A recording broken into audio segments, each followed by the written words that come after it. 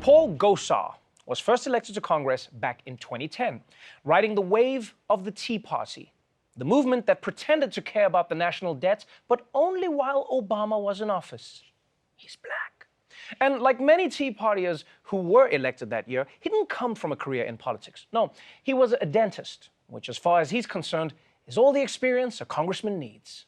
I was a dentist, and so every patient that walks in my office, I have to be prepared for an emergency. I'm a dentist, so science is a big deal to me. As a dentist, I love the KISS theory. Keep it simple, stupid. By the way, I'm a dentist.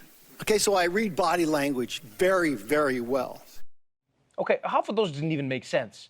He was just adding "as a dentist" to the beginning of unrelated thoughts. Yo, I'm a dentist, so can I get this dry cleaning back on Tuesday? I'm a dentist. No, you're not currently a dentist. You're working at another job. You can't use your previous job at this job. I'm a dentist. Would you like number 2 as well with that? And look, I agree that being a dentist is the perfect job to prepare you for being in Congress, since you already have tons of experience with people hating you. But it turns out there was one part of being a dentist that Gosar did bring to Congress: teeth whitening. Except instead of whitening teeth, he's trying to whiten America. Few Republicans have been more linked to extremist groups than Mr. Gosar. He's been involved with anti-Muslim groups and hate groups. In 2018, he dined with an extremist anti-Muslim Belgian politician at a London event organized by Steve Bannon. And last month, he tweeted, then deleted, a reportedly neo-Nazi-themed video. Gosar has aligned himself closely with leaders of white nationalist and extremist groups, people like Nick Fuentes, the 22-year-old leader of the America First movement. Other conservative organizations have denounced him as a Holocaust denier and a racist. The Arizona Republican was the keynote speaker at a conference hosted by Mr. Fuentes' group in February, the only member of Congress to participate. Congresswoman Marjorie Taylor Greene, along with Republican Congressman Paul Gosar, have been working to create a new House caucus to help return America to its, quote, Anglo-Saxon roots. The document reads, quote, America is a nation with a border and a culture strengthened by a common respect for uniquely Anglo-Saxon political traditions. I always find it funny how white supremacists want to take America back to its roots, but not like the original roots, just like the roots of when white people were in charge. We need to take this country back to when Native Americans were in charge? No, too far back, go forward. To MLK? No, too far forward, back. The Irish coming over? Stop, perfect. Because let's be honest, that's what he means by Anglo-Saxon traditions, right? Like when he says that, he's not talking about knights in armor roaming the land on quests. Although that would be pretty cool.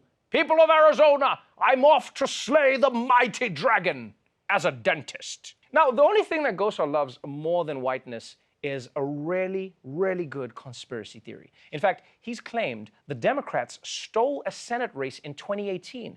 He's claimed that the neo-Nazi rally in Charlottesville was a false flag operation secretly carried out by George Soros. And he's claimed that the FBI was behind the Capitol riot on January 6th. And that last one is especially weird because one of the people who arguably was responsible for January 6th was Paul Gosar. Arizona Congressman Paul Gosar firing up crowds with lies about the election results. Imagine this, that you get to go back home once we conquer the Hill. Donald Trump has returned to being the president. And amazing things will happen with 4 more years. In just the days before the riot, he tweeted, Patriots, the time is now, hold the line, join me in D.C. January 6th, #fight for Trump. And in another, he tweeted, sedition and treason for stealing votes is appropriate. On the morning of the siege, he would send followers this image, stating Biden should concede. He promptly went to Congress, stood up, and opposed the certification of the Electoral College results. I rise up for myself and 60 of my colleagues to object to the counting of the electoral ballots from Arizona. The end of his speech interrupted by the very mob he helped stir up. Ah, the irony. Interrupted by his own mob. You see, this is why when you're fomenting a coup, you got to coordinate, Send out a doodle. Let the mob know you're speaking to overturn the election at 1:30, so maybe they could overtake the police barricade at 2, maybe, The only thing worse than your mob showing up early is your mob showing up late. Because then you're just on the floor of Congress going, and if you think Joe Biden is going to be president, I have a few thousand friends who disagree.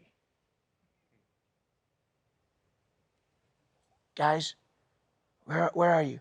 I don't use the bathroom now. Use it after. This is the time.